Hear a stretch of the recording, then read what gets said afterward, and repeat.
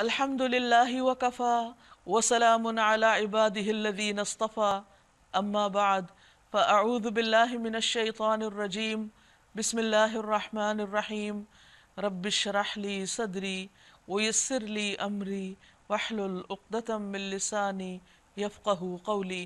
السلام علیکم ورحمۃ اللہ وبرکاتہ۔ ناظرین، پروگرام فہم القرآن کے سلسلے میں آج ہم انشاءاللہ 13ویں پارے کا مطالعہ کریں گے۔ قرآن مجید اپنے پڑھنے والوں کے حق میں قیامت کے دن سفارشی بن کر آئے گا اور اس کی سفارش مانی جائے گی۔ یہ اپنے پڑھنے والوں کے لیے بحث کرے گا، ان کے لیے جھگڑے گا اور اس کی تصدیق کی جائے گی، یعنی اس کی بات مان لی جائے گی۔ تو جس نے اس کو اپنے سامنے رکھا، یعنی اپنی زندگی کا امام اور رہنما بنایا، یہ اس کی رہنمائی جنت کی طرف کرے گا، یعنی جنت تک پہنچا کر آئے گا۔ اور جس نے اس کو اپنی پیٹھ پیچھے رکھا، یعنی اس سے غافل ہو گئے، تو وہ اسے ہانک کر جہنم کی طرف لے جائے گا۔ لہٰذا ہم سب کے لیے ضروری ہے کہ اپنی نجات کے لیے اس اللہ کی کتاب کو ہمیشہ اپنی نگاہوں کے سامنے رکھیں اور اس کے مطابق اپنی زندگی کو بسر کریں، تاکہ یہ ہمیں کامیابی کی اعلیٰ ترین منزلوں تک پہنچائے۔ ناظرین، ہم سورۃ یوسف کا مطالعہ کر رہے تھے۔ ارشاد باری تعالیٰ ہے وَمَا أُبَرِّئُ نَفْسِي إِنَّ النَّفْسَ لَأَمَّارَةٌ بِالسُّوءِ إِلَّا مَا رَحِمَ رَبِّي إِنَّ رَبِّي غَفُورٌ رَحِيمٌ۔ میں کچھ اپنے نفس کی برات نہیں کر رہا ہوں، نفس تو بدی پر اکساتا ہی ہے، الا یہ کہ کسی پر میرے رب کی رحمت ہو، بے شک میرا رب بہت غفور الرحیم ہے۔ سورۃ یوسف کا مطالعہ کرتے ہوئے ہم یہاں تک پہنچے تھے کہ یوسف علیہ السلام کو جب جیل خانے سے نکالنے کے لیے ایلچی پہنچا پیغام لے کر، تو انہوں نے فوراً ہی اس آفر کو قبول نہیں کیا، بلکہ انہوں نے یہ مطالبہ کیا کہ جس واقعے کو بہانہ بنا کر مجھے جیل میں ڈالا گیا تھا، پہلے اس واقعے کی تحقیق کی جائے۔ اللہ کے دین کی طرف بلانے والا خواہ اللہ کی نگاہ میں سچا ہی کیوں نہ ہو، لیکن چونکہ اسے اللہ کا پیغام بندوں تک پہنچانا ہوتا ہے، اس لیے بندوں کے اندر اس کے بارے میں اعتماد ہونا بہت ضروری ہے۔ اس اعتماد کو بحال کرنے کے لیے اور اس بات کو لوگوں کے سامنے واضح کرنے کے لیے کہ انہوں نے کوئی خیانت نہیں کی تھی اور ان پر جو الزام لگایا گیا وہ سراسر جھوٹا تھا، تو انہوں نے پہلے اس واقعے کی تحقیق کا مطالبہ کیا، اور جب تحقیق ہو گئی اور بات سچی ہو گئی یوسف علیہ السلام کی کہ انہوں نے کوئی خیانت نہیں کی تھی، تو اس پر یہ کہنے کے بعد کہ لوگ جان لیں کہ میں نے خیانت نہیں کی، یہ بظاہر ایک ایسا بول تھا کہ جس میں تھوڑی سی اپنی تعریف نظر آتی ہے، لیکن ساتھ ہی وہ کہتے ہیں کہ یہ تعریف کی بات نہیں، میں اپنے نفس کی برات نہیں کر رہا، میں اپنے نفس کی پاکیزگی کا دم نہیں بھر رہا، نفس تو بدی پر اکساتا ہی ہے۔ ہاں، اگر اللہ کی رحمت ہو تو انسان ایسی خرابیوں سے محفوظ رہتا ہے، اور اللہ تعالیٰ بہت غفور الرحیم ہے۔ تو اس کے بعد جب معاملہ بالکل صاف ہو گیا، درست ہو گیا، وَقَالَ الْمَلِكُ ائْتُونِي بِهِ أَسْتَخْلِصْهُ لِنَفْسِي، بادشاہ نے کہا انہیں میرے پاس لاؤ تاکہ میں ان کو اپنے لیے مخصوص کر لوں۔ کہ ایسا عظیم انسان جسے بغیر کسی گناہ کے جیل میں ڈالا گیا ہے اور جس کے اندر ایسا اخلاق ہے، ایسا کردار ہے، اتنا زبردست علم ہے، اتنی سمجھ اور فہم ہے، وہ تو جیل میں نہیں میرے قریب ہونا چاہیے تاکہ لوگوں کو فائدہ پہنچے۔ فَلَمَّا كَلَّمَهُ، جب یوسف علیہ السلام نے اس سے گفتگو کی تو اس نے کہا اب آپ ہمارے ہاں قدر و منزلت رکھتے ہیں اور آپ کی امانت پر ہمیں پورا بھروسہ ہے۔ یاد رکھیے کہ امانت، دیانت، صداقت وہ صفات ہیں جو پیغمبروں کے اندر ہوتی ہیں، لہٰذا دین کا کام کرنے والوں اور دین کا پیغام پہنچانے والوں کے اندر بھی یہ صفات بدرجہ اتم ہونی چاہیے۔ یوسف علیہ السلام نے کہا ملک کے خزانے میرے سپرد کر دیجئے۔ خزانوں سے مراد یہاں وہی غلے کے کھتے ہیں یا سٹورز ہیں کہ جن کی حفاظت آئندہ سالوں کے لیے لوگوں کو قحط سے بچانے کے لیے ضروری تھی۔ تو بادشاہ کا کہنا یہ تھا کہ آپ میرے مقرب بن جائیے، آپ میرے ساتھ رہیے۔ تو یوسف علیہ السلام کہتے ہیں کہ آپ مجھے غلے کے اسٹورز پر مقرر کر دیجئے۔ ان دونوں میں سے زیادہ آرام طلبی کی چیز کون سی تھی، یا جس سے شہرت وہ حاصل کر سکتے تھے یا جس سے بڑے بڑے فائدے اٹھا سکتے تھے؟ وہ یہ کہ وہ بادشاہ کے آس پاس رہتے، لیکن انہوں نے اس پر اکتفا نہیں کیا، اس کو پسند نہیں کیا، بلکہ وہ ذمہ داری لی یا اس ذمہ داری کی طرف اشارہ کیا کہ جو عوام کے زیادہ فائدے کی تھی، جس کو ادا کر کے وہ آئندہ سالوں میں لوگوں کو قحط کے وقت کھانا کھلا سکتے تھے، ان کی ضروریات پوری کر سکتے تھے۔ اس لیے انہوں نے اپنی صلاحیت کے مطابق ذمہ داری کا انتخاب کیا۔ وَكَذَلِكَ مَكَّنَّا لِيُوسُفَ فِي الْأَرْضِ، اس طرح ہم نے اس سرزمین میں یوسف علیہ السلام کے لیے اقتدار کی راہ ہموار کی۔ وہ خود مختار تھے کہ اس میں جہاں چاہیں اپنی جگہ بنائیں، یعنی آہستہ آہستہ انہوں نے ایسا ٹرسٹ بلڈ کیا، لوگوں کی اتنی خدمت کی، اتنے فائدے کے بنے کہ پھر جب وہ بادشاہ فوت ہوا تو اس کے بعد پورے مصر کی حکومت ان کو دے دی گئی۔ ہم اپنی رحمت سے جس کو چاہتے ہیں نوازتے ہیں، نیک لوگوں کا اجر ہمارے ہاں مارا نہیں جاتا، یعنی جو شخص بھی اچھا کام کرتا ہے پوری امانت داری کے ساتھ لوگوں کے فائدے کا ہوتا ہے، محسن ہوتا ہے، اللہ تعالیٰ اس کا اجر ضائع نہیں کرتے۔ آخرت میں بھی اس کو فائدہ ہوگا، لیکن اس سے پہلے دنیا میں بھی اس کی قدر و قیمت لوگوں کے سامنے آ جاتی ہے۔ وَلَأَجْرُ الْآخِرَةِ خَيْرٌ لِّلَّذِينَ آمَنُوا وَكَانُوا يَتَّقُونَ، اور آخرت کا اجر ان لوگوں کے لیے زیادہ بہتر ہے جو ایمان لے آئے اور خدا ترسی کے ساتھ کام کرتے رہے، یعنی اصل میں وہ کام کرنے والے لوگ تھے۔ وَجَاءَ إِخْوَةُ یوسف، اب ہوا یہ کہ 7-8 سال کے بعد ہر طرف قحط پھیل گیا۔ یہ قحط نہ صرف یہ کہ مصر کے اندر تھا بلکہ آس پاس کے ممالک میں بھی تھا۔ آس پاس کے ممالک میں کسی کے پاس نہ ایسا علم تھا، نہ ہنر تھا، اور نہ ہی انہوں نے اس کی کوئی تیاری کر رکھی تھی۔ بہرحال یہ خبر ہر جگہ پہنچ گئی کہ مصر میں ایک بہت ہی عدل پسند بادشاہ ہے اور بہت ہی بہترین انسان ہے جو ہر ایک کی مدد کر رہا ہے، اور ان کے پاس غلہ موجود ہے اور وہ سب کو سستے داموں دے بھی رہے ہیں۔ یہ بات جب یوسف علیہ السلام کے بھائیوں کو پہنچی تو وہ بھی اپنی ضرورت کے تحت مصر آئے۔ فَدَخَلُوا عَلَيْهِ، اس پر داخل ہوئے، کیونکہ سارا انتظام ان کے ہاتھ میں تھا اور یہ بنفس نفیس وہاں موجود ہو کر اپنی ذمہ داری نبھا رہے تھے، خود سپروائز کر رہے تھے۔ ظاہر ہے کہ ہر ایک کو اپنے ہاتھوں سے تو اٹھا کے نہیں دے رہے ہوں گے، لیکن پورا سسٹم خود دیکھ رہے تھے۔ اور یہ ایک حقیقت ہے کہ جب تک بڑا خود اس جگہ پر موجود نہ ہو اس وقت تک کام صحیح طور پر ہوتا نہیں۔ بہرحال وہ ان کے ہاں حاضر ہوئے۔ یوسف علیہ السلام نے انہیں پہچان لیا، کیونکہ ان کے اندر ان پچھلے چند سالوں میں اتنی تبدیلی نہیں آئی تھی جتنی یوسف علیہ السلام کے اندر آ چکی تھی ظاہری طور پر، مگر وہ اس سے ناآشنا تھے، وہ نہیں پہچان سکے کیونکہ وہ تو کنویں میں پھینک کے فارغ ہو چکے تھے۔ پھر جب اس نے ان کا سامان تیار کروا دیا تو چلتے وقت ان سے کہا اپنے سوتیلے بھائی کو بھی میرے پاس لاؤ، ہو سکتا ہے کہ انہوں نے اس بھائی کے لیے بھی غلہ مانگا ہو۔ دیکھتے نہیں ہو کہ میں کس طرح پیمانہ بھر کے دیتا ہوں اور کیسا اچھا مہمان نواز ہوں؟ اگر تم اسے نہیں لاؤ گے تو میرے پاس تمہارے لیے کوئی غلہ نہیں، بلکہ تم میرے قریب بھی نہ پھٹکنا، کیونکہ اس کا مطلب یہ ہے کہ تم نے جھوٹ بول کر اور فراڈ سے مجھ سے زیادہ غلہ حاصل کرنے کی کوشش کی ہے، تو اگر تمہارے یہ جھوٹ ثابت ہو گیا تو پھر یہاں مت آنا۔ انہوں نے کہا ہم کوشش کریں گے کہ والد صاحب اسے بھیجنے پر راضی ہو جائیں، اور ہم ایسا ضرور کریں گے۔ یوسف علیہ السلام نے اپنے غلاموں کو اشارہ کیا کہ ان لوگوں کے غلے کے عوض جو مال دیا ہے وہ چپکے سے انہی کے سامان میں رکھ دیں۔ یوسف علیہ السلام نے یہ اس امید پر کیا کہ گھر پہنچ کر وہ اپنا واپس پایا ہوا مال پہچان لیں گے یا احسان مند ہو کر واپس آئیں گے، اور عجب نہیں کہ پھر پلٹیں، لعلہم یرجعون۔ جب وہ اپنے والد کے پاس گئے تو کہا ابا جان، آئندہ ہمیں غلہ دینے سے انکار کر دیا گیا ہے، لہٰذا آپ ہمارے بھائی کو ہمارے ساتھ بھیج دیجئے۔ یہ بنیامین جو یوسف علیہ السلام کے سگے بھائی تھے لیکن ان کے ستیلے، اور یہ سب سے چھوٹے بھی تھے، تاکہ ہم غلہ لائیں، کیونکہ یوسف علیہ السلام نے انکار کر دیا تھا کہ اگر آئندہ بھائی نہیں آئے گا تو غلہ نہیں ملے گا، اور اس کی حفاظت کے ہم ذمہ دار ہیں۔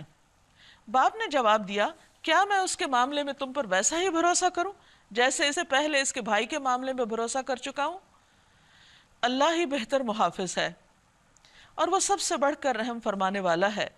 پھر جب انہوں نے اپنا سامان کھولا تو دیکھا کہ ان کا مال بھی انہیں واپس کر دیا گیا ہے، تو بہت حیران ہوئے۔ یہ دیکھ کر وہ پکار اٹھے، ابا جان اور ہمیں کیا چاہیے؟ دیکھیے یہ ہمارا مال بھی ہمیں واپس دے دیا گیا ہے، بس اب ہم جائیں گے اور اپنے اہل و عیال کے لیے رسد لے کر آئیں گے، اپنے بھائی کی حفاظت بھی کریں گے، اور ایک بار شتر اور زیادہ لے آئیں گے، یعنی ایک اونٹ جتنا سامان اٹھا سکتا ہے وہ لاد کر لائیں گے، اور اپنے بھائی کی حفاظت بھی کریں گے۔ اتنے غلے کا اضافہ آسانی کے ساتھ ہو جائے گا۔ اور آپ دیکھیے کہ قحط کے زمانے میں تو تھوڑی سی چیز بھی بہت زیادہ قدر و قیمت رکھتی ہے۔ ان کے والد نے کہا کہ میں اس کو ہرگز تمہارے ساتھ نہیں بھیجوں گا جب تک کہ تم اللہ کے نام پر مجھ کو پیمان نہ دو، یعنی جب تک تم یہ وعدہ نہ کرو کہ واقعی تم اس کو واپس لاؤ گے، اور قسم کھا کے کہو تو پھر دیکھا جا سکتا ہے، الا یہ کہ تم کہیں گھیر لیے جاؤ۔ جب انہوں نے اس کو اپنے اپنے پیمان دیے، یعنی ہر بھائی نے اپنا اپنا وعدہ کیا، تو اس نے کہا دیکھو ہمارے اس قول پر اللہ نگہبان ہے، یعنی اللہ دیکھ رہا ہے جو تم کچھ کہہ رہے ہو۔ وقال یا بنی لا تدخلوا من باب واحد وادخلوا من ابواب متفرقہ، پھر اس نے کہا میرے بچوں مصر کے دارالسلطنت میں ایک دروازے سے داخل نہ ہونا بلکہ مختلف دروازوں سے جانا، الگ الگ ہو جانا، کیونکہ 10 بھائی ایک صحرا سے آ رہے ہیں، ان کا لائف سٹائل بھی مختلف ہے، اور وہاں اس نئے ملک میں ہیں بھی اجنبی، تو لوگ یہ نہ سمجھے کہ کوئی گینگ ہے، کوئی حملہ آور ہونا چاہتا ہے یا کوئی چور ڈاکو آ گئے ہیں۔ یعقوب علیہ السلام کے دل میں یہ بھی تھا کہ کہیں ان کو نظر نہ لگ جائے، کیونکہ بہرحال نظر برحق ہے، اور نبی صلی اللہ علیہ وسلم نے ہمیں ایسی دعائیں بھی سکھائی ہیں کہ جن سے بری نظر سے بچا جا سکتا ہے، اس کا ازالہ کیا جا سکتا ہے۔ نبی صلی اللہ علیہ وسلم حسن اور حسین رضی اللہ عنہما کو اللہ کی پناہ میں دیا کرتے تھے اور فرماتے تھے کہ تمہارے دادا ابراہیم علیہ السلام بھی ان کلمات کے ذریعے اسماعیل اور اسحاق علیہم السلام کو اللہ کی پناہ میں دیا کرتے تھے، اور وہ کلمات کیا تھے؟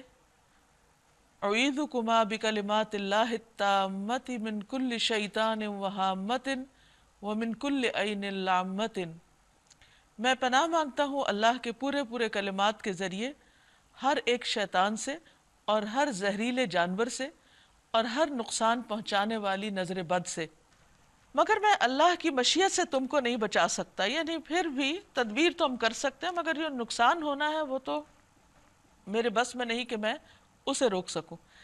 اس سے آپ دیکھیے کہ کسی بھی انسان، حتیٰ کہ پیغمبر علیہ السلام کی بھی اختیار کی لمٹس پتہ چلتی ہیں کہ ان کے ہاتھ میں کتنا کنٹرول ہے کسی بھی چیز کا۔ وہ بھی اللہ سبحانہ وتعالیٰ سے دعا مانگتے ہیں، اس کی عبادت کرتے ہیں، اس سے آہوزاریاں کرتے ہیں، لیکن اختیار سراسر اللہ ہی کے پاس ہوتا ہے، دعا قبول کرنے کا بھی اور باقی سب نوازنے کا بھی۔ جیسے نبی صلی اللہ علیہ وسلم نے فرمایا تھا کہ سب خزانے اللہ کے پاس ہیں، میں تو بانٹنے والا ہوں، یعنی اللہ کے حکم سے جب اللہ تعالیٰ حکم دیتا ہے تو میں وہ تقسیم کرتا ہوں، لیکن اصل کنٹرول پیچھے ہے۔ تو یہاں بھی وہ یہ کہتے ہیں کہ ہم ساری تدبیر کریں گے لیکن حفاظت تو اللہ ہی کرتا ہے، مگر میں اللہ کی مشیت سے تم کو نہیں بچا سکتا، یعنی اگر اللہ تعالیٰ کچھ اور چاہے ہمارے چاہنے سے ہٹ کر تو پھر اور بات ہے، حکم اس کے سوا کسی کا بھی نہیں چلتا۔ ان الحکم الا للہ علیہ توکلت، اسی پر میں نے بھروسہ کیا، توکل کیا۔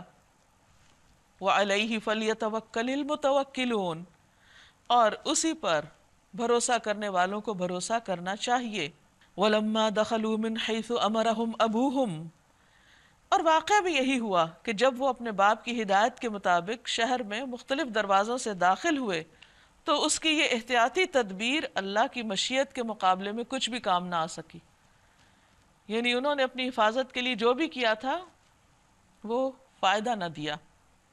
اس کی بھی ایک وجہ تھی، ہاں بس یعقوب علیہ السلام کے دل میں جو ایک کھٹک تھی اسے دور کرنے کے لیے اس نے اپنی سی کوشش کر لی یعنی بہت دفعہ ایسا ہوتا ہے کہ انسان اپنی طرف سے ساری حفاظتی تدبیریں بھی اختیار کر لیتا ہے، لیکن اس کے باوجود جو نقصان ہوتا ہے یا ہونا ہوتا ہے وہ ہو جاتا ہے۔ وہ کیوں ہوتا ہے، اس کی اصل مصلحت اور حکمت اللہ تعالیٰ کو ہی پتہ ہوتی ہے، لیکن اللہ تعالیٰ کا کوئی بھی کام چونکہ حکمت سے خالی نہیں، زندگی کے ہر واقعے میں ہمارے لیے ایک سبق ہوتا ہے۔ بظاہر دیکھنے میں دنیا کے اعتبار سے کچھ چیزیں ہمارے لیے سخت ناگوار ہوتی ہیں، ناپسندیدہ ہوتی ہیں، لیکن اللہ تعالیٰ کے ہاں ایک بڑا فائدہ ہوتا ہے ہمارے لیے۔ مومن کو تو ایک کانٹا بھی چبھتا ہے تو اس کے لیے اجر لکھا جاتا ہے۔ اگر دنیا میں کوئی بھی اس کو دکھ، تکلیف، پریشانی آتی ہے تو اللہ تعالیٰ اس کے عوض اس کے گناہ معاف کر دیتے ہیں اور اس کے درجات بلند کر دیتے ہیں۔ بعض اوقات دنیا سے کوئی چیز چلی جاتی، یعنی دنیا میں جو چیزیں ہمارے پاس ہوتی ہیں اس میں سے کوئی چلی جاتی، یا کوئی چیز ہماری مرضی کے خلاف ہو جاتی، ہم سمجھتے ہیں کہ ہمارے ساتھ اچھا نہیں ہوا، لیکن جب انسان اس واقعے پر صبر کر جاتا ہے، اللہ کی رضا پہ راضی ہو جاتا ہے، تو کل قیامت کے دن جب انسان اس کا اجر دیکھے گا تو حیران ہو جائے گا، اور پھر دعا کرے گا، تمنا کرے گا کہ کاش دنیا میں اس سے بھی زیادہ چلا جاتا، کیونکہ سب کچھ اللہ کے پاس واپس ملنے والا ہے۔ زیادہ غم اور تکلیف اس کو ہوتی ہے جس کو یہ یقین نہ ہو کہ ہر جانے والی چیز اللہ لوٹا دے گا۔ جب اس نے واپس ملنا ہی ہے اور بہتر جگہ ملنا ہے، بہتر حالت میں ملنا ہے، کئی گنا زیادہ ملنا ہے، تو پھر انسان کو غم اور افسوس نہیں رہتا، انسان اس پر صبر کر جاتا ہے۔ اب یہاں بھی کچھ ایسا ہی معاملہ ہے، جیسے یوسف علیہ السلام کے کھو جانے پر یعقوب علیہ السلام نے صبر کیا اور کہا کہ صبر جمیل، بہت اچھا صبر کروں گا، اور آپ دیکھیں گے کہ کس طرح کتنا بہترین انجام دنیا میں بھی سامنے آتا ہے۔ فرمایا بے شک وہ ہماری دی ہوئی تعلیم سے صاحب علم تھا، مگر اکثر لوگ معاملے کی حقیقت کو نہیں جانتے، یعنی بہت سے لوگوں کو یہ نہیں معلوم کہ تدبیر اور توکل کے درمیان کیا تعلق ہے۔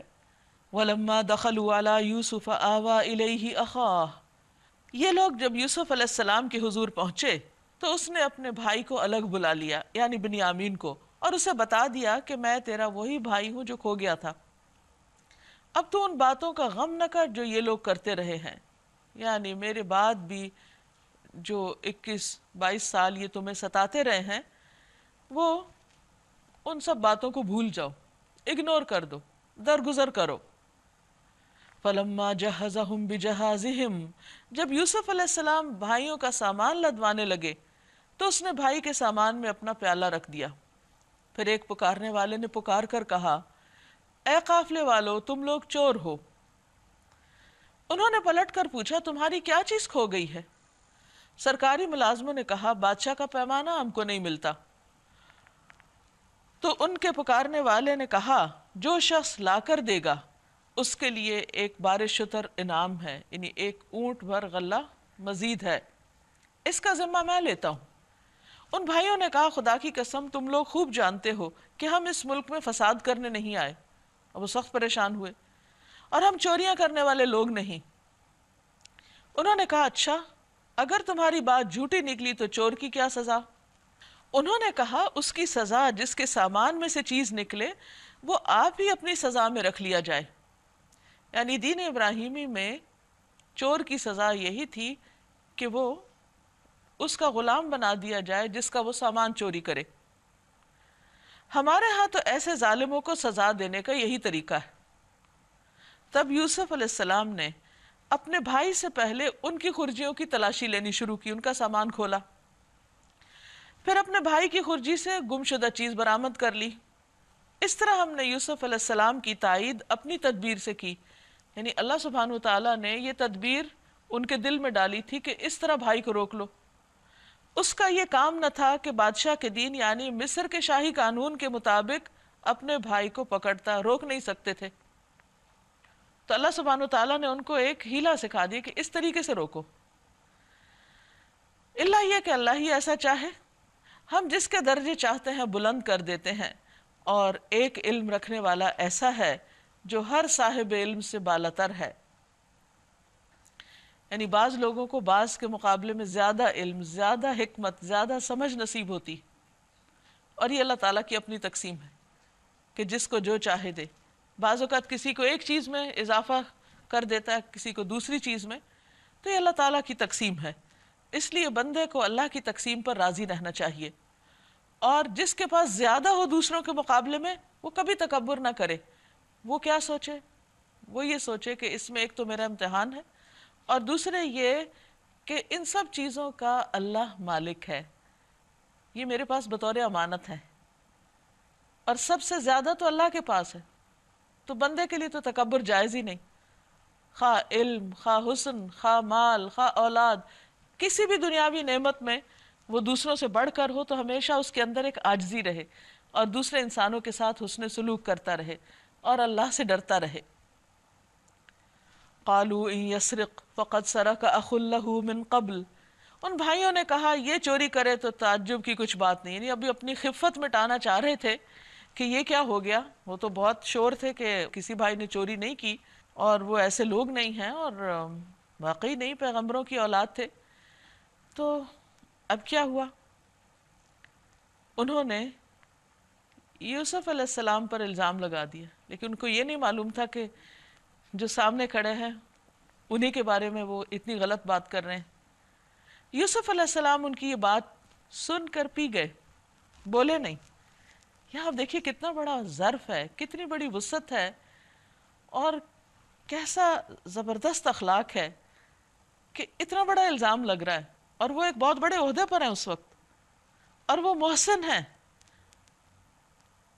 اور یہ سن کر کچھ بھی نہیں کہتے، ظاہر بھی نہیں کرتے، چہرے پہ بل بھی نہیں آنے دیتے، کسی طرح سے بھی نہیں کسی کو پتہ چلتا کہ کیا ہوا، نہ ان بھائیوں کو، نہ اور آس پاس کے ملازمین کو، کسی کو بھی نہیں. اس کو کہتے ہیں صبر جمیل، کہ مومن کا غم اس کے دل میں ہوتا ہے، وہ اس کے چہرے تک بھی نہیں آتا. اور یقیناً یہ اعلیٰ درجات والوں ہی کی صفات ہوتی ہیں، کیونکہ وہ اپنے دل ہی دل میں اپنے رب کو پکارتا ہے، اس سے مدد مانگتا ہے. یوسف علیہ السلام ان کی یہ بات سن کر پی گئے، حقیقت ان پر نہ کھولی، بس اتنا کہہ کے رہ گئے، یعنی دل میں کہا بڑے ہی برے ہو تم لوگ جو یہ الزام مجھ پہ لگا رہے. اس کی حقیقت خدا خوب جانتا ہے. بعض تفاسیر میں یہ آیا کہ بچپن میں انہوں نے اپنی نانی کے گھر سے ایک بت اٹھا کر چپکے سے توڑ دیا تھا، تو اس واقعے کو انہوں نے چوری کا رنگ دے دیا، حالانکہ اس کی حقیقت کچھ اور تھی، وہ بات کچھ اور تھی. پھر انہوں نے کہا قالوا یا ایھا العزیز، ابھی چور کہہ رہے ہیں، ابھی کہتے ہیں اے عزیز، اے سرکار. ان لہ ابا شیخا کبیرا، یعنی یہ انسان کی جہالت ہے نا، لا علمی ہے، اس کی غفلت ہے، اور پھر بھی وہ اپنے آپ کو بڑی چیز سمجھتا ہے. انہوں نے کہا اے سردار ذی اقتدار، اے عزیز، اس کا باپ بہت بوڑھا آدمی، اس کی جگہ آپ ہم میں سے کسی کو رکھ لیجئے، ہم آپ کو بڑا ہی نیک نفس انسان پاتے ہیں. مزید تعریف کر رہے ہیں. یوسف علیہ السلام نے کہا پناہ و خدا، دوسرے کسی شخص کو ہم کیسے رکھ سکتے ہیں؟ جس کے پاس ہم نے اپنا مال پایا ہے اس کو چھوڑ کر دوسرے کو رکھیں گے تو ہم ظالم ہوں گے، یعنی ایسا ممکن نہیں. فَلَمَّا اسْتَيْأَسُوا مِنْهُ خَلَصُوا نَجِيًّا، جب وہ یوسف سے مایوس ہو گئے علیہ السلام تو ایک گوشے میں جا کر آپس میں مشورے کرنے لگے. ان میں جو سب سے بڑا تھا وہ بولا تم جانتے نہیں ہو کہ تمہارے والد تم سے خدا کے نام پر کیا عہد و پیمان لے چکے ہیں، اور اس سے پہلے یوسف کے معاملے میں جو تم نے زیادتی کی ہے وہ بھی تم سب کو پتہ ہے. یعنی آپ دیکھیے کہ انسان جب کوئی غلطی کر بیٹھتا ہے تو اس کی ریگریٹس، اس کی ندامت، دل پر وہ بوجھ سال ہا سال تک چلتا ہے. یعنی اب کئی سال گزر چکے اس واقعے کو، اب اس موقع پر انہوں نے پھر ایک دوسرے کو یاد کرایا کہ دیکھو ہم نے وہ کیا کیا تھا، کیسی بڑی غلطی کی تھی، اور اب تم باپ سے کتنا بڑا وعدہ کر کے، اللہ کے نام پر عہد کر کے آئے ہو. تو وہی بڑا جس نے کہا تھا کہ یوسف کو قتل نہ کرو، کنویں میں پھینک دو، وہ پھر بولا میں تو یہاں سے ہرگز نہ جاؤں گا جب تک میرے والد مجھے اجازت نہ دے، یا پھر اللہ ہی میرے حق میں کوئی فیصلہ فرما دے کہ وہ سب سے بہتر فیصلہ کرنے والا ہے. تم جا کر اپنے والد سے کہو ابا جان آپ کے صاحبزادے نے چوری کی ہے، ہم نے اسے چوری کرتے ہوئے نہیں دیکھا، جو کچھ ہمیں معلوم ہوا ہے بس ہم وہی بیان کر رہے ہیں، اور غیب کی نگہبانی تو ہم کر نہیں سکتے تھے، حقیقت تو اللہ ہی جانتا ہے۔ آپ اس بستی کے لوگوں سے پوچھ لیجئے جہاں ہم تھے، اس قافلے سے پوچھ لیجئے جس کے ساتھ ہم آئے، ہم اپنے بیان میں بالکل سچے۔ چونکہ ان کا اعتبار نہیں تھا نا، تو اب اپنی سچائی ثابت کرنے کے لیے کتنی دلیلیں لا رہے ہیں، تو اس بات سے بھی ثابت ہوتا ہے کہ ہم جو کہہ رہے ہیں بالکل صحیح کہہ رہے ہیں۔ باپ نے یہ داستان سن کر کہا، دراصل تمہارے نفس نے تمہارے لیے ایک اور بڑی بات کو سہل بنا دیا ہے۔ وہی جملہ انہوں نے دہرایا جو یوسف علیہ السلام کے گم ہونے پہ دہرایا تھا کہ تم لوگ کیا کرتے ہو۔ یہاں آپ دیکھیے کہ یعقوب علیہ السلام کا اخلاق بھی کتنا بلند ہے۔ دنیا میں کسی بھی چیز کا کھو جانا اور کسی چیز کا نقصان ایک بہت بڑا صدمہ ہوتا ہے، لیکن اولاد کا گم ہو جانا، اولاد کا کھونا اور وہ صدمہ بہت ہی سخت صدمہ ہوتا ہے۔ لیکن آپ دیکھیے کہ کتنا صبر کرتے ہیں اور اپنے دوسرے بچوں کو بس ان چند جملوں کے سوا کچھ بھی نہیں کہتے، منہ سے کوئی بات نہیں نکالتے، اپنے دل میں اللہ کے بارے میں اچھا گمان رکھے، زبان سے کوئی ایسی بات نہ نکالے جو اللہ تعالیٰ کو ناراض کرنے والی ہو، اور اپنے رویے میں بھی کوئی ایسی چیز نہ لائے۔ تو بہرحال وہ مختصر الفاظ میں کہتے ہیں کہ میں تو صبر کروں گا، تم نے تو یہ جو کیا تمہارے نفسوں نے اس کو بہت آسان کر دیا، اچھا اس پر بھی صبر کروں گا، فصبر جمیل۔ اور پھر کتنے پر امید ہیں، عسى اللہ ان یأتینی بہم جمیعا، کیا بعید اللہ ان سب کو مجھ سے لا ملائے، کیونکہ مومن کبھی بھی اللہ کی رحمت سے مایوس نہیں ہوتا، وہ سب کچھ جانتا ہے، اس کے سب کام حکمت پر مبنی ہے، کوئی فائدہ ہو کوئی نقصان ہو، کوئی چیز آئے کوئی جائے، کوئی انسان کھو جائے، اس سب میں اللہ کی حکمت ہے۔ پھر وہ ان کی طرف سے منہ پھیر کر بیٹھ گئے اور کہنے لگے، ہائے یوسف۔ اب دیکھیے دل غمگین ہے، دل میں غم ہے، لیکن زبان پر اس کا اظہار اس طرح نہیں ہے، اور لوگوں کے سامنے بھی نہیں ہے۔ یعنی بچوں نے جو کیا ان سے تھوڑی سی بات کی اور یہ کہہ کے ہٹ گئے ان سے کہ میں اب صبر کروں گا اور بہت اچھا کروں گا، اور پھر اللہ سبحانہ وتعالیٰ کی طرف متوجہ ہو گئے، یوسف علیہ السلام کو یاد کرنے لگے، اور دل ہی دل میں وہ غم سے گھٹے جا رہے تھے، یعنی دل میں شدید غم تھا، کوئی چھوٹا سا نقصان نہیں تھا، اور اس کی آنکھیں سفید پڑ گئی تھی۔ بیٹوں نے کہا، خدارا آپ تو یوسف ہی کو یاد کیے جاتے ہیں۔ حالانکہ وہ ان کو نہیں دیکھ کے کہہ رہے تھے، ان کے سامنے نہیں کہہ رہے تھے، لیکن انہوں نے دیکھا کہ باپ کبھی خوش نہیں ہے، اب اس طرح نہیں رہے جیسے وہ پہلے ہوتے تھے، اور وہ مزید اس پر بھی شرمندہ ہوتے ہوں گے کہ ہم نے یوسف کو تو باپ کی نگاہوں سے اس لیے ہٹایا تھا تاکہ ہمارا راستہ کھلے، اور وہ کام بھی نہیں ہوا، باپ کی توجہ ہماری طرف بھی نہیں ہوئی۔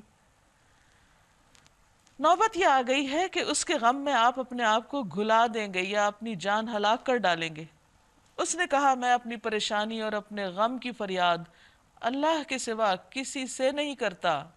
قال انما اشکو بثی وحزنی الی اللہ، میں تمہیں کچھ نہیں کہہ رہا، میں اپنے رب سے فریادیں کر رہا ہوں۔ اور یہی صبر جمیل ہوتا ہے کہ انسان کے دل میں غم ہو لیکن لوگوں کے سامنے زیادہ صدمے کا اظہار نہ کرے، بس اللہ سے دعائیں مانگے، اللہ سے باتیں کرے، اللہ تعالیٰ سے راز و نیاز کرے، اس کو اپنے غم کی فریاد اور اپنے دل کا حال سنائے، کیونکہ اصل پہ تو مدد پر قادر اللہ تعالیٰ ہی ہوتا ہے، بندے کچھ نہیں کر سکتے۔ نبی صلی اللہ علیہ وسلم نے ایک دعا سکھائی ہے، اللہم لا سہل الا ما جعلتہ سہلا وانت تجعل الحزن اذا شئت سہلا۔ اے اللہ، نہیں کوئی کام آسان مگر وہی جسے تو آسان کر دے، اور تو جب چاہتا ہے مشکل کو آسان کر دیتا ہے، اور اللہ سے جیسا میں واقف ہوں تم نہیں ہو، یعنی میرا رب پر بڑا ایمان ہے، بھروسہ ہے۔ پھر کہتے ہیں، یا بنی یذہبوا، اے بچوں جاؤ، فتحسسوا من یوسف و اخی، جاؤ یوسف اور اس کے بھائی کو تلاش کرو، کوئی ان کی ٹو لگاؤ، کھوج لگاؤ، نا امید نہیں ہیں، مایوس نہیں ہیں، اور مسلسل کوشش کر رہے ہیں. یعنی بندے کا کیا کام ہے کہ وہ کسی بھی غم اور صدمے پر ہاتھ پہ ہاتھ دھر کے نہ بیٹھ جائے، گم سم نہ ہو جائے، کام نہ چھوڑ دے، کوشش نہ چھوڑے.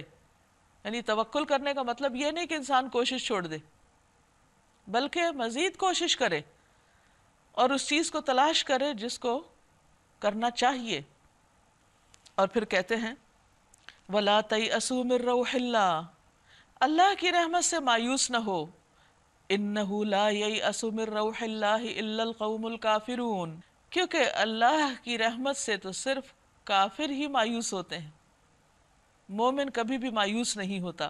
عبداللہ بن عباس رضی اللہ عنہ سے روایت ہے کہ ایک آدمی نے کہا اے اللہ کے رسول صلی اللہ علیہ وسلم، کبیرہ گناہ کون سے ہیں؟ آپ نے فرمایا اللہ کے ساتھ شرک کرنا، اللہ کے رزق سے نا امید ہونا، اور اس کی رحمت سے مایوس ہونا. گویا رحمت سے مایوسی یہ ایک کبیرہ گناہ ہے. پھر جب یہ لوگ مصر جا کر یوسف علیہ السلام کی پیشی میں داخل ہوئے تو انہوں نے عرض کیا اے عزیز، اے سرکار، ہم اور ہمارے اہل و عیال سخت مصیبت میں مبتلا ہیں، اور ہم کچھ حقیر سی پونجی لے کر آئے ہیں، اب تو ہمارے پاس پیسے بھی نہیں. آپ ہمیں بھرپور غلہ عنایت فرمائیں اور ہم کو خیرات دیں. کیا وقت ہوگا کہ جس شخص کو انہوں نے کنویں میں پھینکا اس کے آگے کس بے بسی کے ساتھ ہاتھ پھیلا رہے. اور یہ چند سالوں کی بات تھی کہ حالات کس طرح ہو گئے. وہ جو خود کو ایک بڑا جتھا کہتے تھے اور اپنی بڑائی اور اپنی قوت اور اپنی تدبیروں پر بہت جن کو مان تھا، آج وہ کس طرح اسی بھائی کے سامنے صدقہ مانگ رہے ہیں کہ تصدق علینا. انسان کو اگر یہ یقین ہو جائے کہ سارے اختیارات اللہ کے پاس ہیں، نعمتوں اور رزق کی تقسیم بھی اللہ کرتا ہے، اگر کوئی حسد کی وجہ سے کسی سے کچھ چھیننا بھی چاہتا ہے تو چھین نہیں سکتا. وقتی طور پر ہو سکتا ہے کہ اس کو کوئی نقصان دے دے، لیکن اگر اس کی قسمت میں اللہ نے لکھ دیا ہے کچھ، رزق ہو یا عزت ہو، تو وہ اس کو مل کر رہے گا، اور دوسروں کو محروم کرنے والے خود محروم ہی رہیں گے. اور پھر کہتے ہیں اللہ خیرات کرنے والوں کو جزا دیتا ہے. یہ سن کر یوسف سے رہا نہ گیا. اب بھائی تھے نا، وہ بھی دل بھر آیا. اس نے کہا تمہیں کچھ معلوم بھی ہے تم نے یوسف اور اس کے بھائی کے ساتھ کیا کیا تھا جب تم نادان تھے؟ اب دیکھیں بینیفٹ آف ڈاؤٹ دیتے. جب تم نادان تھے، ناسمجھ تھے، رسول اللہ صلی اللہ علیہ وسلم نے فرمایا اللہ نرمی کرنے والا ہے اور نرمی کو پسند کرتا ہے، اور نرمی پر اس قدر عطا فرماتا ہے جو سختی یا اس کے علاوہ کسی اور چیز پر عطا نہیں فرماتا. وہ چونک کے بولے ہائے کیا تم یوسف ہو؟ اس نے کہا ہاں میں یوسف ہوں. کوئی تکبر نہیں بات میں، کوئی بڑائی نہیں، کچھ نہیں. ہاں میں یوسف ہوں، انا یوسف، دو لفظ، انا یوسف وہذا اخی، اور یہ میرا بھائی. قد من اللہ علینا، سارا احسان تو اللہ کا ہے ہم پر، کوئی کریڈٹ خود نہیں لیتے. جیسے جیل میں ان قیدیوں سے بات کرتے ہوئے کہا کہ اللہ کا ہم پر احسان ہے کہ اس نے ہمیں یہ راہ دکھائی. حقیقت یہ ہے انہ من یتقی ویصبر فان اللہ لا یضیع اجر المحسنین، اگر کوئی تقوی اور صبر سے کام لے تو اللہ کے ہاں ایسے نیک لوگوں کا اجر مارا نہیں جاتا. اللہ تعالیٰ تقوی اور صبر پر وہ دیتا ہے کہ انسان سوچ بھی نہیں سکتا. لیکن یہی دو خوبیاں انسان کے اندر آنا سب سے بڑا مشکل کام ہے. انہوں نے کہا بخدا کہ تم کو اللہ نے ہم پر فضیلت بخشی اور واقعی ہم خطا کار تھے. اب یہاں آ کر وہ بالکل سچی بات کرتے ہیں، اپنی غلطی کا بھی اعتراف کر لیتے ہیں اور یوسف علیہ السلام کی بڑائی کا بھی اعتراف کر لیتے ہیں. کوئی بھی انسان کتنی بھی بڑی غلطی کر جائے، خواہ اپنے بھائی کو بھی کنویں میں پھینک ڈالے، لیکن اس کے بعد بھی اس کے لیے موقع ہوتا ہے کہ وہ توبہ کر لے. اور توبہ کے لیے لازمی شرط کیا ہے؟ کہ انسان اپنی غلطی کا اعتراف کرے، علل اعلان غلطی کا اعتراف، اور پھر دوسرے کی فضیلت کا بھی اعتراف. کیونکہ انسان کا حسد، اس کی دل کی تنگی اس کو یہ کرنے نہیں دیتی. کیونکہ ایسا کرنے میں اس کی انا کو ٹھیس پہنچتی کہ میں دوسرے کی بڑائی کیسے مانوں، حالانکہ وہ تو ایک فیکٹ ہے، جس کو اللہ نے ہم سے زیادہ دی ہے کوئی بھی چیز وہ تو ہے ہی، ہم مانے یا نہ مانے وہ تو اس کے پاس ہے۔ اگر ہم انکار کرتے تو اس کا مطلب یہ کہ ہم ایک فیکٹ کو جھٹلا رہے ہیں، اور کسی بھی سچائی کو جھٹلانے سے وہ سچائی تو اپنی جگہ برقرار ہی رہتی ہے، نقصان اس کا ہوتا ہے جو خود کو دھوکہ دے رہا ہوتا ہے اس کو نہ مان کر۔ تو بہرحال انہوں نے اپنی غلطی کا اعتراف کر لیا، اور یوسف علیہ السلام کی عظمت دیکھیے، اس نے جواب دیا آج تم پر کوئی گرفت نہیں، میں تم سے کوئی انتقام نہیں لوں گا، لا تثریب علیکم اليوم۔ پھر ان کے لیے دعا کرتے ہیں یغفر اللہ لکم، اللہ تم کو معاف کر دے، اللہ تمہیں بخش دے۔ اس سے پہلے وہ اپنی غلطی مان رہے ہیں تو یہ دعا کر رہے ہیں، تو جو شخص توبہ کرنا چاہے پہلے اس کو اپنی غلطی کا اعتراف کرنا چاہیے۔ وَهُوَ أَرْحَمُ الرَّاحِمِينَ، اور وہ سب سے بڑھ کر رحم فرمانے والا ہے۔ اذهبوا بقمیصی هذا فألقوه على وجه أبي يأت بصيرا وأتوني بأهلكم أجمعين۔ جاؤ میرا یہ قمیص لے جاؤ اور میرے والد کے منہ پر ڈال دو اور ان کی بینائی پلٹ آئے گی، اور اپنے سب اہل و عیال کو میرے پاس لے آؤ۔ اب تقریباً 67 لوگ تھے بنی اسرائیل کے خاندان کے، یعنی حضرت یعقوب کے بچے اور ان کے بچے، یہ سارے کے سارے اب مصر روانہ ہوتے ہیں۔ جب یہ قافلہ مصر سے روانہ ہوا، یعنی وہ سارے بھائی اب واپس جا رہے ہیں والد کے پاس، تو ان کے باپ نے کنعان میں کہا میں یوسف کی خوشبو محسوس کر رہا ہوں۔ حالانکہ آپ دیکھیے کہ یوسف علیہ السلام جب ان کے بھائیوں نے انہیں کنویں میں پھینکا تھا اور 3 دن تک وہ وہاں رہے تھے، تو یعقوب علیہ السلام کو کچھ پتہ نہیں چلا تھا کہ وہ کہاں ہے، کیونکہ پیغمبروں کا علم ذاتی نہیں ہوتا کہ وہ جب چاہیں جو چیز چاہیں دیکھ لیں یا مستقبل کا حال معلوم کر لیں۔ ہاں اللہ تعالیٰ جب انہیں کوئی چیز دکھانا چاہتا ہے تو وہ اس وقت دیکھ لیتے ہیں۔ اب یہ ابھی مصر سے روانہ ہوئے ہیں، اور یعقوب علیہ السلام کو فلسطین میں بیٹھ کر یعنی یوسف علیہ السلام کی خوشبو آ رہی، حالانکہ کئی سالوں سے وہ مصر کے اندر موجود ہیں اور ان کو خوشبو نہیں آتی۔ بہرحال اللہ تعالیٰ جب جو چیز دکھانا چاہے وہ اس کے اختیار میں ہے۔ تم لوگ کہیں یہ نہ کہنے لگو کہ میں بڑھاپے میں سٹھیا گیا ہوں۔ گھر کے لوگ بولے خدا کی قسم آپ ابھی تک اپنے اسی پرانے خبت میں پڑے ہوئے ہیں، آپ یوسف کو نہیں بھولتے۔ پھر جب خوشخبری لانے والا آیا تو اس نے یوسف علیہ السلام کا قمیص یعقوب علیہ السلام کے منہ پہ ڈال دیا، اور یکا یک اس کی بینائی واپس آ گئی، وہ دیکھنے لگے۔ تب اس نے کہا میں تم سے کہتا نہ تھا، میں اللہ کی طرف سے وہ کچھ جانتا ہوں جو تم نہیں جانتے۔ سب بول اٹھے ابا جان آپ ہمارے گناہوں کی بخشش کے لیے دعا کیجئے۔ اب یہ وہی بھائی ہیں جو اعتراف کر رہے ہیں غلطی کا، یوسف علیہ السلام ان کے لیے دعا کر رہے ہیں اور پھر مزید بخشش کی درخواست کرتے ہیں، تو ظاہر ہے وہ خود بھی معافی مانگ رہے ہوں گے اور دوسروں سے بھی دعا کروا رہے ہیں۔ واقعی ہم خطا کار تھے، ہماری غلطی تھی۔ اس نے کہا میں اپنے رب سے تمہارے لیے معافی کی درخواست کروں گا، یعنی تہجد کے وقت یا الگ طور پر خوب گڑ گڑا کر، وہ بڑا معاف کرنے والا اور رحیم ہے۔ پھر جب یہ لوگ یوسف علیہ السلام کے پاس پہنچے، کہتے ہیں کہ اس وقت بنی اسرائیل کے تقریباً 67 افراد تھے، 67 جو فلسطین سے مصر کی طرف روانہ ہو گئے یوسف علیہ السلام کی دعوت پر۔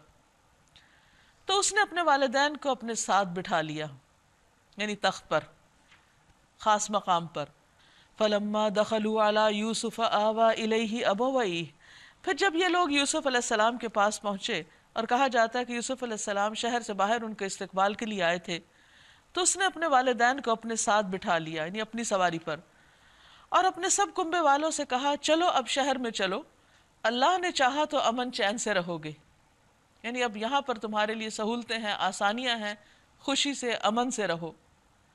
وَرَفَعَ أَبَوَيْهِ عَلَى الْعَرْشِ، شہر میں داخل ہونے کے بعد اس نے اپنے والدین کو اٹھا کر اپنے تخت پر بٹھا دیا، اور سب اس کے آگے بے اختیار سجدے میں جھک گئے۔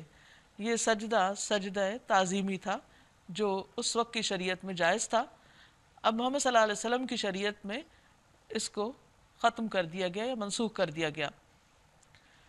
یوسف علیہ السلام نے کہا ابا جان یہ تعبیر ہے میرے اس خواب کی جو میں نے پہلے دیکھا تھا۔ وہ جہاں سے یہ سب سلسلہ شروع ہوا تھا۔ میرے رب نے اسے حقیقت بنا دیا، اس کا احسان ہے کہ اس نے مجھے قید خانے سے نکالا۔ پھر آپ دیکھیے کہ اللہ تعالیٰ کا احسان یاد کر رہے ہیں، یہ نہیں کہا کہ میں نے اتنا صبر کیا اور میں نے اتنی مشقتیں برداشت کی اور اتنی محنت کی اور پھر اللہ نے مجھے یہ دیا۔ سیلف سینٹرڈ نہیں ہے، ہر خیر اور بھلائی کو اللہ کی طرف سے سمجھتے ہیں، اور یہی مومن کو کرنا چاہیے کہ جب بھی اس کو اللہ تعالیٰ کوئی نعمت دے تو فوراً اللہ سے منسوب کرے، اسے اپنی کوششوں کا نتیجہ نہ بتائے، اپنے علم کا نتیجہ نہ بتائے۔ پھر کہا وَقَدْ أَحْسَنَ بِي إِذْ أَخْرَجَنِي مِنَ السِّجْنِ، اور مختصراً اپنی پچھلی سٹوری بھی سناتے ہیں، اس کا احسان ہے کہ اس نے مجھے قید خانے سے نکالا اور آپ لوگوں کو صحرا سے لا کر مجھ سے ملایا، حالانکہ شیطان میرے اور میرے بھائیوں کے درمیان فساد ڈال چکا تھا۔ کیا اخلاق ہے، کیا عظمت ہے کہ بھائیوں کو محسوس بھی نہیں ہونے دے رہے کہ تم نے میرے ساتھ اتنا بڑا ظلم کیا۔ بعض اوقات ایسا ہوتا ہے کہ ہم کسی کی غلطی معاف بھی کر دیتے ہیں لیکن تانے دینے سے باز نہیں آتے، دوسرے کی زندگی حرام کیے رکھتے ہیں، اور اس کا نتیجہ کیا ہوتا ہے کہ وہ معافی نہ ہونے جیسی ہوتی ہے، وہ تعلقات پہلے سے بھی زیادہ خراب ہو جاتے ہیں۔ واقعہ یہ ہے کہ میرا رب غیر محسوس تدبیروں سے اپنی مشیت پوری کرتا ہے، یعنی انسانوں کو نظر نہیں آتا لیکن اللہ سبحانہ و تعالیٰ ایک خاص طریقے سے اپنا کام کرتے ہیں، اور لوگ بے صبرے ہو جاتے ہیں اور ہمت ہار بیٹھتے ہیں اور مایوس ہونے لگتے ہیں، اور شیطان وہاں کود پڑتا ہے۔ بے شک وہ علیم اور حکیم ہے۔ اس وقت وہ دعا کیا کرتے ہیں پھر؟ اب ان کے پاس سب کچھ، مصر کی حکومت ہے، والدین اور بھائی اور ان کی اولادیں اور پورا خاندان ان کے ساتھ ہے، ہر طرف ان کا اقتدار ہے کہ جہاں جو جی چاہیں کرے، لیکن ان کی طلب کیا ہے، ان کی چاہت کیا ہے؟ وہ اس دنیا میں نہیں کھو جاتے اور اس سے محبت نہیں کرنے لگتے، اس کو اپنا سہارا نہیں سمجھتے، کہتے ہیں ربی قد آتیتنی من الملک وعلمتنی من تأویل الاحادیث، یا رب تو نے مجھے حکومت عطا کی، یہ سب کچھ تو نے بخشا، اور تو نے ہی مجھے باتوں کی تہہ تک پہنچنا سکھایا، خوابوں کی تعبیر سکھائی۔ یعنی پہلے نعمتوں کا اظہار کرتے ہیں، ذکر کرتے ہیں، اعتراف کرتے ہیں کہ تو نے مجھے مادی نعمتیں بھی دی، روحانی بھی دی، علمی نوعیت کی بھی دی۔ فاطر السماوات والارض، آسمان و زمین کے پیدا کرنے والے، انت ولی فی الدنیا والآخرہ، تو ہی میرا دوست ہے، تو ہی میرا مددگار ہے، تو ہی میرا مولا ہے، دنیا میں بھی اور آخرت میں بھی۔ توفنی مسلما والحقنی بالصالحین، تو مجھے اس حال میں فوت کرنا کہ میں مسلمان ہوں، کیونکہ اللہ کا حکم ہے نا کہ تمہیں موت نہ آئے مگر یہ کہ تم مسلم ہو۔ نبی صلی اللہ علیہ وسلم نے فرمایا اللہ تعالیٰ دنیا میں جس بندے کا سرپرست بن جائے قیامت کے دن اسے کسی اور کے حوالے نہیں کرے گا، یعنی قیامت کے دن بھی اللہ تعالیٰ اس کو اپنی رحمت میں لے لے گا۔ وَأَلْحِقْنِي بِالصَّالِحِينَ، اور مجھے صالحین کے ساتھ ملا دینا، نیک لوگوں کا ساتھ ہو، کیونکہ انسان صالحین کی کمپنی میں دنیا میں اگر ہو تو دنیا کی محبت اور دنیا کے غموں سے نجات پاتا ہے، اور آخرت میں اگر ان کے ساتھ ہے تو کامیابی کی طرف بڑھتا ہے۔ تو صالحین، اللہ کے پیارے نیک بندوں کی دوستی، ان کے ساتھ تعلق انسان کے لیے دونوں جہانوں کی خوشیوں اور راحتوں کا سبب ہے۔ لیکن انسان اگر ہر وقت ان لوگوں میں اٹھتا ہے جو دنیا سے محبت کرتے ہیں تو یا تو اس کی کیفیت یہ ہوتی ہے کہ ان کی باتوں سے وہ اپنی محرومیوں کو دیکھنے لگتا ہے، یعنی اگر ان کے پاس زیادہ ہے تو وہ کہتا ہے کہ میرے پاس کیوں نہیں، اور اگر ان کے پاس کم ہو تو انسان تکبر میں مبتلا ہونے لگتا ہے کہ میں فلاں اور فلاں سے بہتر ہوں۔ لیکن جب انسان نیک لوگوں کے بیچ میں بیٹھتا ہے تو اگر وہ اس سے زیادہ نیک ہو تو اس کے دل میں آتا ہے کہ میں بھی نیک بن جاؤں، اگر وہ ان سے بہتر ہوتا ہے تو ان کا مددگار ہوتا ہے کہ میں ان کی مدد کروں۔ تو یہ اتنی زبردست دعا ہے کہ جس میں انسان کی سب سے زیادہ بڑی تمنا اور بڑی کامیابی کے لیے جو چیز ضروری ہے اس کا ذکر ہے کہ ایک طرف اسلام کی نعمت ہو اور دوسری طرف اچھی کمپنی ہو۔ اے محمد صلی اللہ علیہ وسلم، یہ قصہ غیب کی خبروں میں سے ہے جو ہم تم پر وحی کر رہے ہیں، ورنہ تم اس وقت موجود نہ تھے جب یوسف علیہ السلام کے بھائیوں نے آپس میں اتفاق کر کے سازش کی تھی یعنی ہم نے وحی کے ذریعے آپ کو یہ بتایا، یہ آپ کا ذاتی علم نہیں ہے۔ مگر تم خواہ کتنا ہی چاہو، ان میں سے اکثر لوگ مان کر دینے والے نہیں، حالانکہ تم اس خدمت پر ان سے کوئی اجرت بھی نہیں مانگتے۔ یہ تو ایک نصیحت ہے جو دنیا والوں کے لیے عام ہے۔ زمین اور آسمانوں میں کتنی ہی نشانیاں ہیں جن پر سے یہ لوگ گزرتے ہیں اور ذرا توجہ نہیں کرتے، یعنی ان میں اپنے رب کو نہیں پاتے، رب کی معرفت ان کے ذریعے حاصل نہیں کرتے۔